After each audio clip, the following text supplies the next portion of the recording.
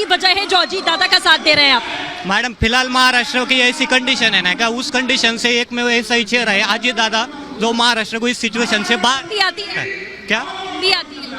हाँ आती है। महाराष्ट्र में फिलहाल जो सिचुएशन है उस सिचुएशन से महाराष्ट्र को निकलने वाला अभी शेतकरी लोगों को एक ही चेहरा नजर आ रहा है जो सिर्फ अजीत दादा पवार है, क्योंकि अजीत दादा पवार को प्रशासन का जितना अनुभव है उतना आज तक किसी भी नेता को नहीं है। क्या लग रहा है कि शरद पवार साहब अब बुजुर्ग हो गए हैं, इस वजह से अब अजीत पवार कमान संभाल रहे हैं, या वो संभाल नहीं पाएंगे पार्टी को, या सोच और विचारधारा अलग हो गई है एकदम? वो तो मालूम नहीं, वो शरद पवार और अजीत पवार वो जो उनका जो रिलेशन है वो तो इंटरनल बात है, लेकिन कुछ अजीत दादा की कुछ तो नाराजगी होगी जिन्होंने इतना बड़ा आज कदम उठाया है। बिल्कुल, तो देखिए ये युवा है महाराष्ट्र के जो ये बता रहे हैं कि कुछ तो नाराजगी जरूर होगी, कुछ बात जरूर होगी जिसकी वजह से इतना बड़ा कदम यहाँ पर उठाना पड़ा। और भी कुछ लोग यहाँ पर मौजूद हैं, फिर से बात करेंगे। सर क्या कुछ कह रहे हैं छगन भुजबल साहब, अभी क्या फोकस है पार्टी का नई इनिंग के लिए, क्या समझ में आ रहा है? आप लोग तो कार्यकर्ता आगे काम करें।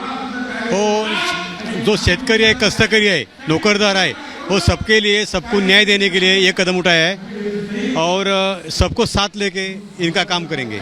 नाराजगी किस बात को लेकर थी, कुछ पता चल पाया आखिर में आप लोगों को भी? अभी तक आप शरद पवार साहब के सानिध्य में काम करते आ रहे थे। नाराजगी तो किसके पास ऊपर ही नहीं है, शरद का पवार तो गुरु ही है, उसको उनका मान तो गुरु समान ही है, उनको गुरु का ही से आशीर्वाद लेंगे, मगर उसका एक नया इनिंग के काम करने का है। बिल्कुल, तो देखिए अब साफ कहा जा रहा है कि शरद पवार से कोई नाराजगी नहीं। एक बार मंच पर फिर से देखिए तस्वीरें हम आपको दिखाएंगे। छगन भुजबल साहब का जो संबोधन है वो यहाँ पर खत्म हो चुका है। उन्होंने जो बड़े दावे ठोकने थे, बड़े दावे उन्होंने किए। 40 विधायकों का दावा वो जो पहले से कर रहे थे उसी पर अधिक अभी ये अजीत पवार की एनसीपी जो है वो दिखाई दे रही है। भले ही यहाँ पर जितने लोग हैं उनका ये कहना है कि यही वो एनसीपी है और हमारे जो कर्ता धर्ता है वो शरद पवार ही है। देखिए इस वक्त की जो तस्वीर है हम आपको लगातार दिखा रहे हैं। हो सकता है अजीत पवार का भी आज संबोधन यहाँ पर जरूर है और वो क्या कुछ कहते हैं, कार्यकर्ताओं को क्या संबोधित करते हैं, ये अपने आप में बहुत बड़ी बात है कि आखिरकार क्या दावा अजीत पवार यहाँ पर करते हैं, क्योंकि वो लगातार यही कहते आए हैं कि पार्टी उन्होंने तोड़ी नहीं है, वो पार्टी के साथ है, शरद पवार का उनके साथ जो है वो बरकरार है। लेकिन सबसे बड़ी बात यह है कि नाराजगी आखिर किस बात को लेकर रही जो इतना बड़ा कदम अजीत पवार ने उठाया। लेकिन 2019 में जो कुछ भी हुआ वो दोबारा दोहराता हुआ नजर नहीं आ रहा है। इस बार अजीत पवार ने पूरी रणनीति के साथ में ये कदम उठाया है। 2019 में उन्हें भले ही पीछे हटना पड़ा था, लेकिन इस बार वो पीछे हटने के मूड में बिल्कुल भी नजर नहीं आ रहे हैं। सिर्फ वो 9 विधायक नहीं जिन्होंने शपथ ली, बल्कि वो और 38 से 40 विधायक बता रहे हैं जो इस वक्त इनके साथ में मौजूद हैं, इनके साथ में खड़े हुए हैं और एफिडेविट साइन करके वो अपना सबमिट कर चुके हैं। तो इससे आप समझ सकते हैं कि किस तरीके से श्योरिटी के साथ में अजीत पवार ने ये कदम उठाया है। इस बार खेल कच्चा नहीं रहा, इस बार बहुत मजबूती के साथ अजीत पवार सामने आए। तो सबसे बड़ी बात यह है कि राजनीति के चाणक्य कहे जाने शरद पवार, क्या उन्हें मात दे दी है उनके भतीजे ने? क्योंकि बार बार जो वाईबी सेंटर में तमाम जो कार्यकर्ता शरद पवार की गुट के मौजूद हैं वो ये कह रहे हैं कि ईडी का डर जो है वो लेकर आया है इन विधायकोों को। लेकिन सवाल यही कि ईडी का डर क्या पूरी पार्टी को तोड़कर ला सकता है, उस विचारधारा को तोड़कर ला सकता है? सबसे बड़ा सवाल है।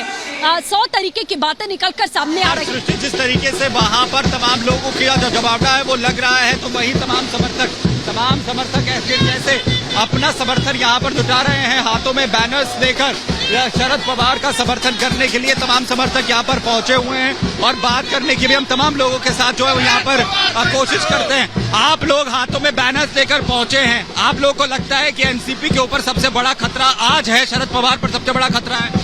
पवार साहब देश का नेतृत्व है, वही महाराष्ट्र के भी लीडर है, हमारे यूथ का वो आदर्श है।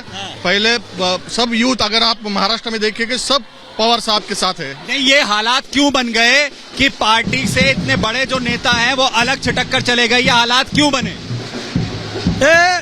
जो शरद पवार जी है वो महाराष्ट्र के सबसे बड़ा नेता है, उनके जो महाराष्ट्र की धुरंधर दूरी संभालने की बात करेंगे तो वो शरद पवार ही अकेला आदमी है जो महाराष्ट्र को संभाल सकता है। अजीत पवार की ये स्थिति क्यों बन गई कि तो एनसीपी में पावर गेम जारी है, बैठकों का दौर जारी है, कौन किस पर भारी पड़ेगा इस पर अपडेट हम आप तक पहुंचाते रहेंगे। फिलहाल आपको दिखाते हैं 2 मिनट में भारत।